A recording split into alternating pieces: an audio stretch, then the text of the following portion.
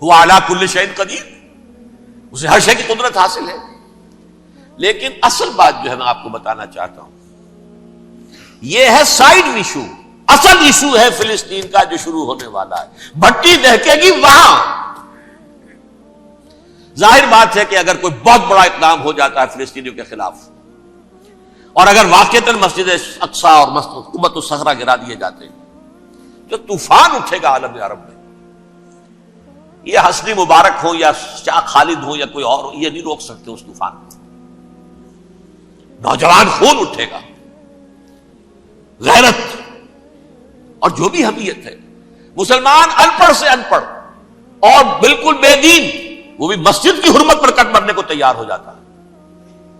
مسجد تو بنا دی شب بھر میں ایمان کی حرارت والوں نے، من اپنا پرانا پاپی ہے، برسوں میں نماز ہی بننا سکا۔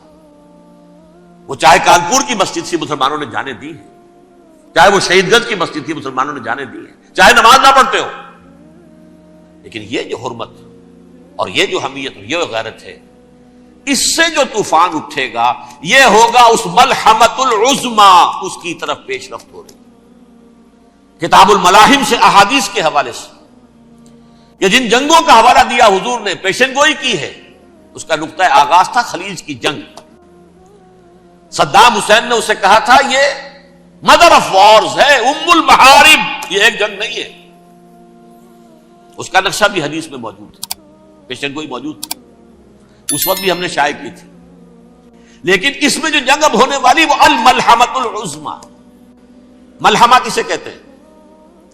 لحم گوشت کو کہتے ہیں، اور قصائی کی دکان کو عربی میں ملحم کہتے ہیں، جہاں گوشت کے ٹکڑے کیے جاتے ہیں۔ آج کل مشینوں سے ہوتے ہیں، اب جو ہے وہ ہاتھ سے چھریوں سے نہیں ہوتے، لیکن ٹکڑے ہو رہے ہوتے ہیں، جسموں کے چیتھڑے اڑ رہے ہوتے ہیں۔ ملحمہ، یہی لفظ استعمال کیا تھا حضرت سعد ابن عبادہ نے رضی اللہ تعالی عنہ یوم فتح مکہ۔ ان کے دل میں تھا کہ اب ہم انتقام لیں گے ان عربوں سے، ان قریش سے۔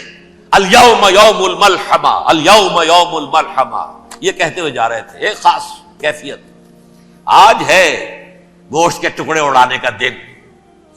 حضور سے کہا کسی نے جا کر کے صاحب تو یہ کہہ رہے ہیں الیوم یوم الملحمہ، الیوم یوم الملحمہ۔ حضور نے فرمایا نہیں، ان سے کہو جا کر الیوم یوم المرحمہ، الیوم یوم المرحمہ، آج رحمت کا دن ہے، آج تو میں ان سب کو معاف کروں گا۔ لا تثریب علیکم اليوم، میں تم سے وہی بات کہہ رہا ہوں جو میرے بھائی یوسف نے کہی تھی اپنے بھائیوں سے، اذهبوا فانتم الطلقاء، جاؤ تم سب کے سب آزاد۔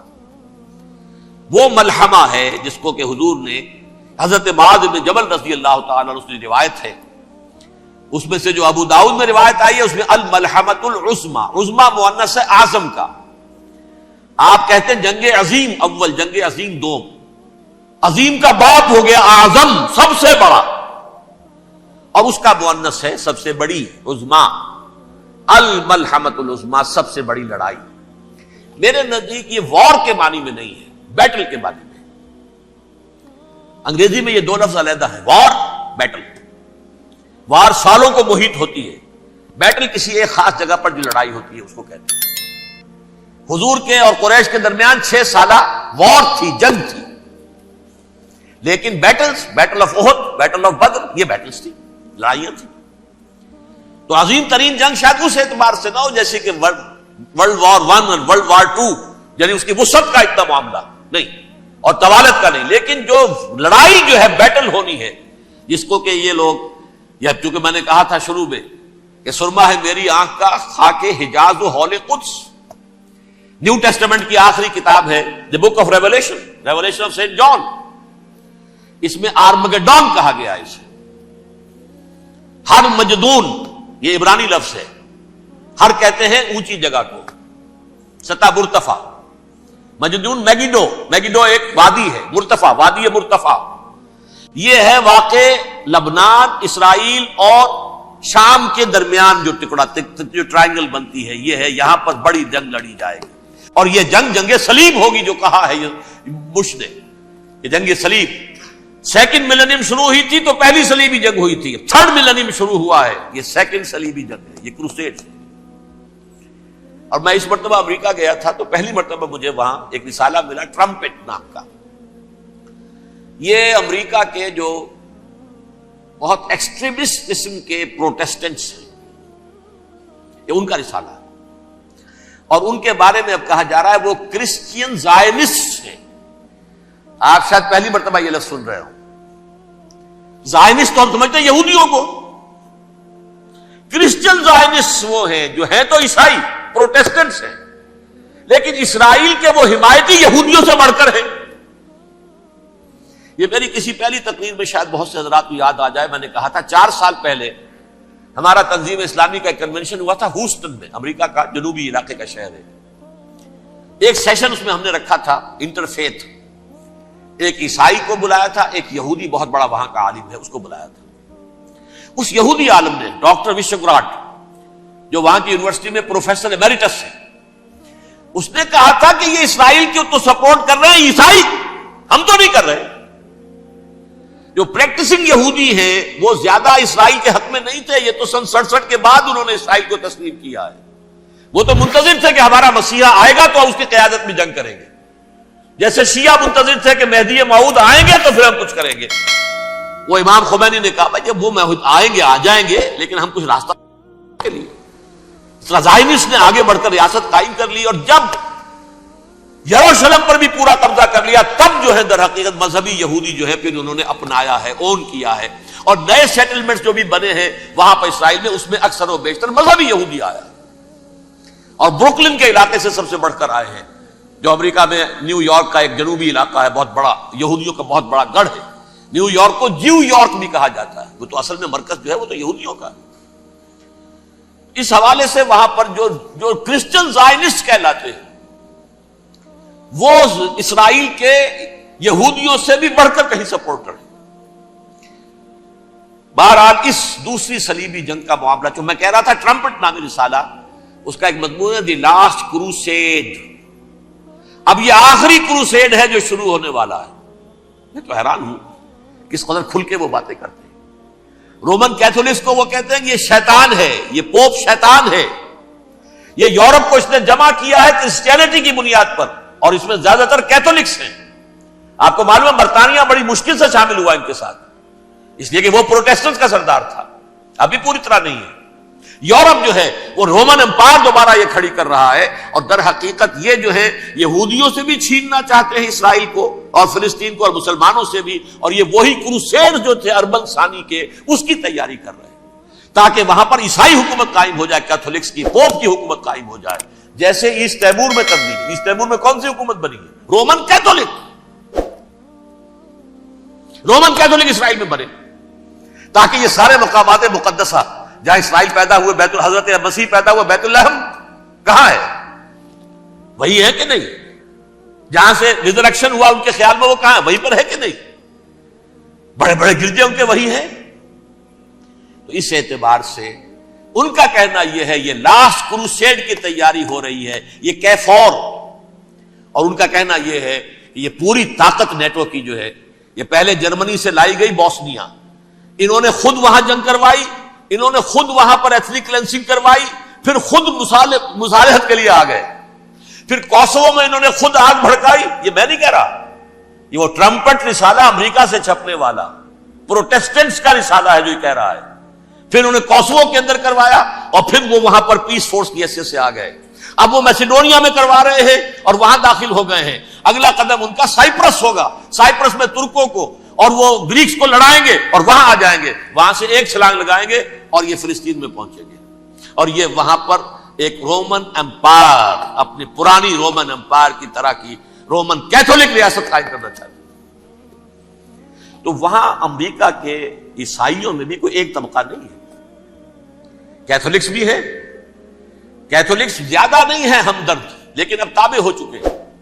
اسحاق ریبین نے جب یہ پیس ٹاک شروع ہوئی تھی، آپ کو یاد ہوگا شاید، کہ جب وہ آیا تھا واشنگٹن سے واپس فلسطین اسرائیل، تو پہلے روم میں رکا for an audience with the Pope, اور پوپ کو اس نے ایک مرتبان سا پیش کیا تھا، حضرت سلیمان علیہ السلام کے زمانے کا مرتبان، اور کہا تھا دیکھیے 3000 برس تک ہم نے اس کی حفاظت کی ہے، اب یہ میں آپ کے حوالے کر رہا ہوں۔ اس کے بعد سے پوپ جو ہے بالکل رام ہو گیا، اور وہ عیسائیوں کے ساتھ اور یہودیوں کے ساتھ ان کا پورا معاہدہ ہو۔ اب پورا عیسائی ورلڈ جو ہے بعثت مجموعی یہودیوں کے شکنجے میں ہے. البتہ ان کے اندر بھی جھگڑے ہیں. جو وہاں پر وائٹ کرسچن ملیشیاز ہیں وہ ایکسٹریمسٹ ہیں کیتھولکس. ان کے نزدیک دشمن نمبر 1 یہودی، دشمن نمبر 2 مسلمان، دشمن نمبر 3 جو یورپ میں کالے ہیں، ایفرو امریکن، چاہے وہ عیسائی ہو گئے ہوں، کوئی بھی ہو. یہ 3 دشمن ہیں جن سے انہوں نے کلینز کرنا ہے، صاف کرنا ہے ان کے خیال کے مطابق امریکہ کی سوسائٹی کو. اولاً یہود، پھر مسلمان، اور پھر یہ جو کالے ہیں. لیکن دوسری طرف پروٹیسٹنٹس کے اندر ایکسٹریمسٹ وہ ہیں جنہیں کہا جا رہا ہے یہ کرسچین زائنسٹ ہیں، یہ اسرائیل سے بڑھ کر سپورٹرز ہیں. بہرحال یہ اب جنگ ہوگی، اس کا نتیجہ کیا نکلے گا یہ تو اللہ ہی جانتا ہے. اب میں آخری بات کی طرف آ رہا ہوں. آخری نتیجہ تو جو بھی کچھ اپس اینڈ ڈاؤنز آئیں گے. تلک الایام نداولھا بین الناس. آخری نتیجہ ڈراپ سین وہ یہ ہوگا کہ اللہ کے دین کا بول بالا ہوگا اور پوری دنیا پر محمد کے لائے ہوئے دین صلی اللہ علیہ وسلم کی حکومت قائم ہوگی. وہ گویا قیامت کی تمہید ہوگی، اس کے بعد بس قیامت آئے گی. کیونکہ مقصد کائنات، تخلیق کائنات پورا ہو جائے گا. پوری مخلوقات کے اندر مقصد تخلیق، کلائمیکس آف کریشن محمد الرسول اللہ صلی اللہ علیہ وسلم. دین کی تکمیل محمد الرسول اللہ صلی اللہ علیہ وسلم. اور اس خلافت عرضی کے لیے جو حضرت آدم کو خلافت دی گئی تھی، جب اس میں وہ خلافت پوری دنیا پر قائم ہو جائے گی اس کا مقصد پورا ہو جائے گا. And that will be the beginning of the end. اس کے بعد قیامت ہے. آخری نتیجہ تو یہ نکلنا ہے. اس سے پہلے سزائیں ہمیں بھی مل رہی ہیں. اور یہاں میں کانٹے کی بات جو چھوڑ گیا تھا اس کو بیان کر دوں. اللہ نے اس مغضوب علیہم قوم کو، اس ملعون قوم کو کیوں اب تک چھوٹ دیے رکھی؟ میں بتا چکا ہوں یہ بڑے عذاب کے مستحق ہو چکے تھے حضرت عیسیٰ علیہ السلام کے زمانے میں. چھوٹ دی ہے، ابھی تک ہے. بلکہ ایک مرتبہ ابھارا ہے. 1900 برس کے بعد ابھرے ہیں یہ. بالفور ڈیکلریشن 1917، سن 70 عیسوی کے بعد، تقریباً 1900 برس، 1850 برس تو ہے کم سے کم. پھر creation of Israel 1948، 1967 extension of Israel, یروشلم پر قبضہ. یہ سارا جو ہے کیوں ہے؟ اللہ تعالیٰ اس خیر امت محمد صلی اللہ علیہ وسلم، اس کے بہترین حصے کو سزا ان ملعونوں کے ہاتھوں دے رہا ہے. کیوں؟ جو جرم انہوں نے کیا تھا وہی ہم نے کیا. انہوں نے اللہ کی کتاب کو پیٹھ کے پیچھے پھینکا. نبذ فریق من الذین اوتوا الکتاب کتاب اللہ وراء ظہورہم. ہم نے اپنی پیٹھوں کے پیچھے پھینکا کہ نہیں؟ کولونیل رول سے آزاد ہوئے، کہیں اسلامی قانون نافذ کیا، کہیں اسلامی نظام قائم کیا.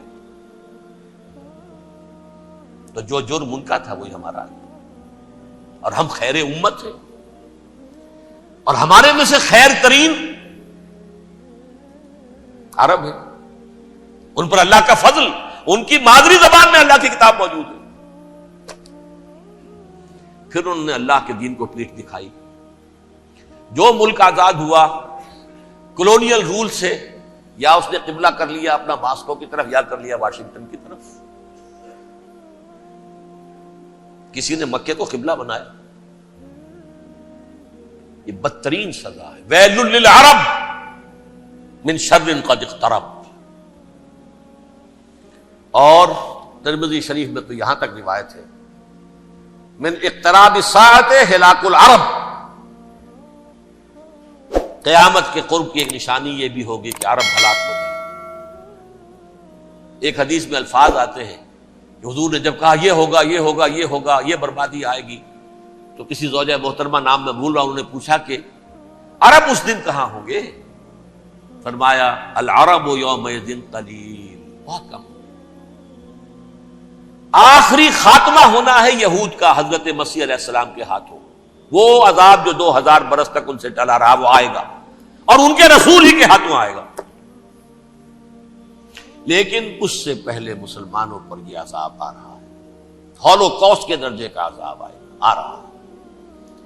البتہ ہم پاکستانی اس میں یوں سمجھ لیجئے کہ وہ تو خبریں موجود ہیں احادیث میں، وہاں تو جو ہونا ہے، اتنے انسان مریں گے کہ ایک پرندہ جو ہے اڑتا چلا جائے گا، وہ نہیں چاہے گا کہ نیچے اترے تو کسی لاش پر اترے، اسے جگہ نہیں ملے گی زمین خالی کر کہیں اتر سکے، تھک ہار کر گرے گا، مرے گا تو بھی لاش کے اوپر گرے گا۔ یہ الفاظ ہے حضور صلی اللہ علیہ وسلم، الملحمۃ العظمی الملحمۃ الکبریٰ، یہ لاسٹ کروسیڈ ٹرمپٹ اخبار نے، میں اس کا فوٹو اسٹیٹ بھی کبھی آپ کو دکھا دوں، ویسے میرے ساتھ ہے وہ رسالہ ٹرمپٹ، دی لاسٹ کروسیڈ، اس کی تیاری ہو رہی ہے۔ وہ الملحمۃ العظمی اور ملحمۃ الکبریٰ جو ہے وہ آنے والی ہے۔ ابن ماجہ میں کبریٰ کہا ہے، اکبر کا مؤنث کبریٰ، ملحمہ کبریٰ سب سے بڑی جنگ، اور ملحمہ عظمی سب سے عظیم جنگ۔